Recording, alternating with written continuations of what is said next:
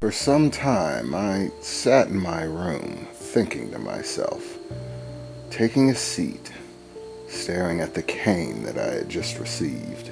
All of the similarities, all of the things in common. Why? It could simply be coincidence, but at a certain point, when does coincidence stop being coincidence? For nearly half an hour, I thought about it. And no matter how much I did, this thought never seemed to ease. Finally, in frustration, I stood from my chair. I needed to get this answered. I don't know if he'll respond, but I'm going to try it anyways, I thought. Raising my hand and focusing on the image of the man in the pinstripe suit in my mind, I speak aloud the incantation, Alatora, and snap my fingers. This was a long-range communication spell, used to contact people, so long as you're familiar with them. After casting the spell, all you need do is think what you want them to hear. Pinstripe. There are some matters that I wish to discuss with you. If you have some free time, I'd like to have a conversation. For a few moments, I stood there, waiting on perhaps a response. Maybe he would send me a message, give me a time for a meeting, and yet I heard no response. After a short time, I became convinced that I simply wasn't going to get one, until I heard it. That oh so familiar click. Once again, I turn around to see him tucking away his pocket watch in my room. "Oh, Reginald, how nice of you to call. I do so like our visits. Are you looking to do a little bit of business, perhaps? I'm always open for a good bargain," he said, smiling at me, leaning onto the cane in front of him. "Oh, what is this? Oh, it appears that you've gotten yourself a cane. I must say, it looks quite dashing. I rather enjoy it myself. Birds of a feather and all, aren't we, Reginald?" the man in the pinstripe suit said, slowly taking his paces around the room, starting to look over the boards again, seeing the new information listed. Werewolves. Interesting topic. What brings about the curiosity?" he said, turning to me. "Is that perhaps what you wish to discuss? I do know a great deal about them, and have many access points of information. You do of course know, Reginald, that nothing comes without a price. I don't work for free," he said, looking over his shoulder at me as he glanced about the boards. "No, that's actually not what I called you here for," I said, looking at him with a wary expression. "There's something that's been bothering me, Pinstripe, and the concern has only really begun to grow the more time that passes," I said, turning around and taking a seat at the table, gently placing the new cane I had on top of it, directly in front of me. "The topic I wish to discuss is the fact that I keep on finding dramatic similarities between you and me.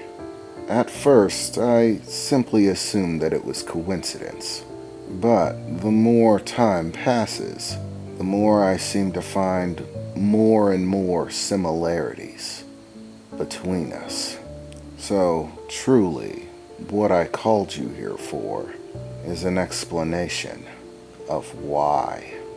I begin to hear chuckling, a low, ominous chuckling, building towards outright laughter, maniacal laughter that seems to fill the room with his voice. the lights dimming ever so slightly as he laughs. That cackle still gives me the creeps. As his laughter begins to subside and he turns towards me. Oh, so we've finally begun to notice it, have we? The lines that connect us. I, of course, noticed this right from the start, but it appears you are finally beginning to pick up on it, Reginald. And the questions are burning away in your little mind. Why the similarities? The fact that your magic is the same color as mine. The fact that your trigger is the same trigger as mine. And now it appears that you've gotten yourself an enhancement product. And yet again, you've drawn the similarity that I use a cane. And yes, Reginald, that is my enhancement product. You are right in your assumption. And all this simply begs the question, why? Why are you so much like me? He said as he began to walk closer to me, standing beside me, looking down at me as I sit at the table. You want an answer. You want to understand. And I bet there are all kinds of possibilities running through that little head of yours, he said, chuckling slightly under his breath again. Just to knock some of the more foolish ones off the list. No, Reginald, I'm not secretly your daddy, he said, extending his cane and tapping me on the head with it. It stung a bit, and I couldn't help but reach up and scratch it, looking at him with a displeased expression. And in case you're wondering, no, I am not responsible for the form of your magic, nor your magical enhancement items, nor the trigger that you use to use magic. All of that is simply you, Reginald. But in all these falsehoods dispersed, it still ever leaves that burning question in your mind. Why? And there are ever so many possible answers, aren't there, Reginald? You and I know this to be true, because our minds work in very similar ways, Reginald. Both ticking away, constantly filled with one puzzle after the next. Business strategies and plans, schemes and plots for our own profit and well-being.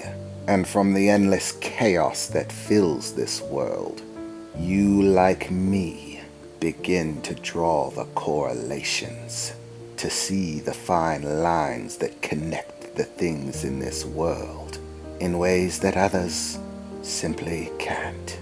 But still, that leaves the question itself of why. So in response, Reginald, let me ask you a question. Do you believe that the world is chaos? That the things that happen within it are random, coincidental, that there is simply too much variance in all things for there to be a set plan, a structure of events leading to a very specific end? The man in the pinstripe suit said, staring down at me, that ever so dim red glow starting to flare in the back of his eyes. I stared right back at him. No, I replied. This world may be filled with a great many people and events, but those people and those events are not random. People have plans, intentions, ideas, motives and agendas all their own. They enact their own will, for their own sake and the sake of others. So no matter how random things seem to be, the truth is that there's nothing random about it. Everything is simply a countless number of plans. Everybody's plans overlapping one another. Everybody's agendas, motives, desires coming into conflict with one another's. Counterbalancing, contradicting,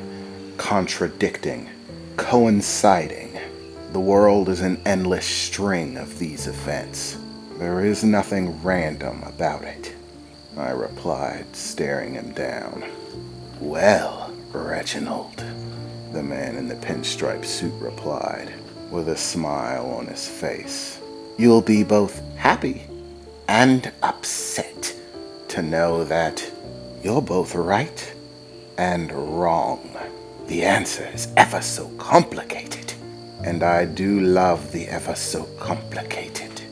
It tends to make things interesting, he said, standing up tall, leaning on that cane again, that ever-present grin beaming down on me, giving me the nervous feeling that I might be able to bite, that I might be about to find out more information than I bargained for, whether I wanted it or not.